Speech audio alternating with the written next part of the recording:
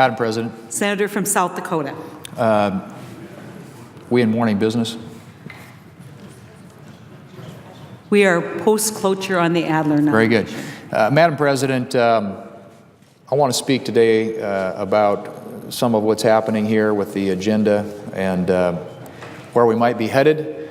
And I think it's important to point out that the Democrats here after this election seem to be in disarray. We got fractures that are emerging on the left and the right.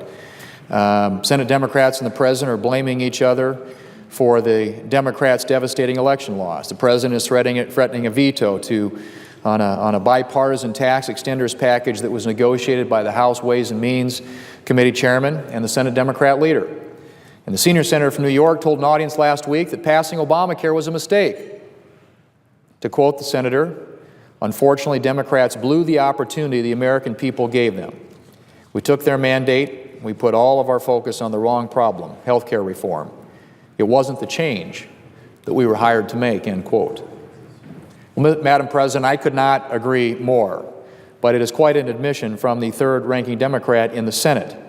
Back in 2009, Republicans tried to tell Democrats that we should focus on the economy and that any health care reform should be targeted at helping those struggling to afford health care rather than upsetting the entire system.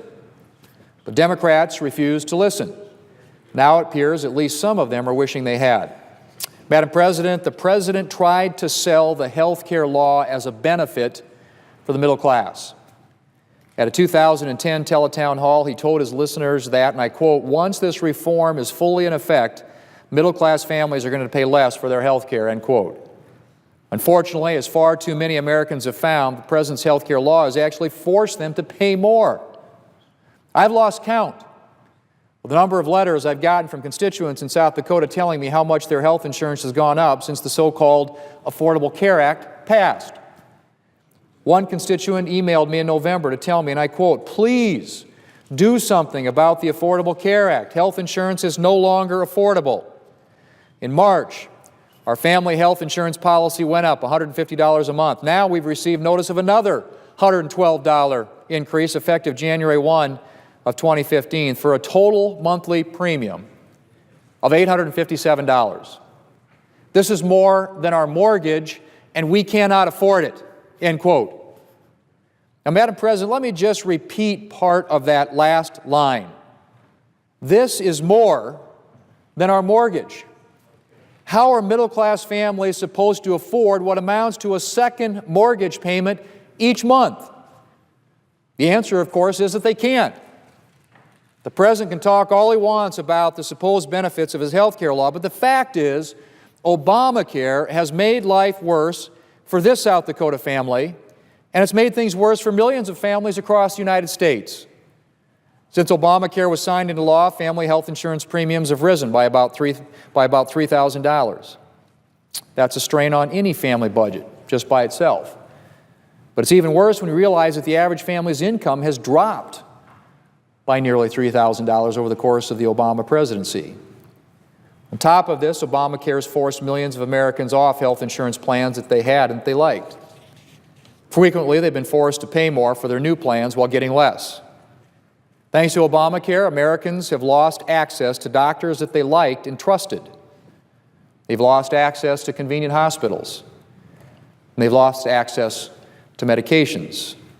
And that's just the damage Obamacare is doing to Americans' health care. That's not to mention the damage it's doing to the economy at large. As the senator from New York made clear in his comments, he thinks the Democrat Party erred in passing Obamacare because what Americans actually wanted was not health care legislation, but jobs legislation. And he's right. But Democrats went ahead with Obamacare anyway, and not only has it not helped the economy, as the President said it would, it's actually hurting the economy. Just take one small part of Obamacare, the tax on life-saving medical devices like pacemakers and insulin pumps.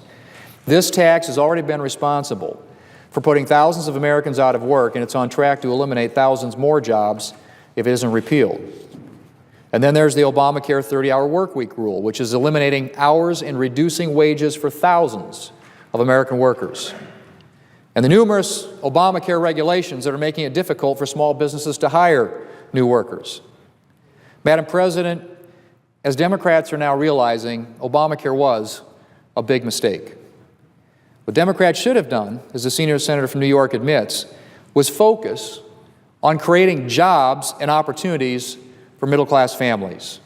The recent Gallup poll listing the overall health of the economy as America's top economic concern was just the latest poll in which Americans have listed jobs in the economy among their main worries. Yet Democrats have spent years ignoring the need for jobs and focusing on their own political priorities. As the senior senator from New York said, and I quote, "When Democrats focused on health care, the average middle-class person thought the Democrats aren't paying enough attention to me," end quote. Well, Madam President, that average middle-class person was right. In a few short weeks, Republicans will take over the Senate. We'll be running things very differently. Our first priority will be passing legislation to create jobs and opportunities for American workers. And a significant part of that will be working to undo the damage Obamacare has done to the economy. We will work to repeal the medical device tax and restore the 40-hour work week. And Madam President, I hope Democrats will join us. And I have a feeling that many of them will. As we've seen, opposition to these damaging Obamacare provisions is not limited to Republicans. Democrats have joined us before to attempt to address these issues, and I look forward to working with those same Democrats and others in the new Congress. And as for the President, I hope he will finally admit that his law is hurting Americans and join us in undoing the damage. Unfortunately, his actions so far have not demonstrated much openness to cooperation or any sign that he understands that the American people are calling for a new era in Washington. Madam President, Democrats have spent the past several years focusing on the priorities of the far left wing of their party instead of the American people's priorities: the economy and jobs. That's what the American people have been saying over and over, that they want their elected leaders to be focused on. And I hope in the new Congress that we'll mark the start of a new era in which Democrats join Republicans to help create jobs and opportunities for Americans and remove obstacles to success.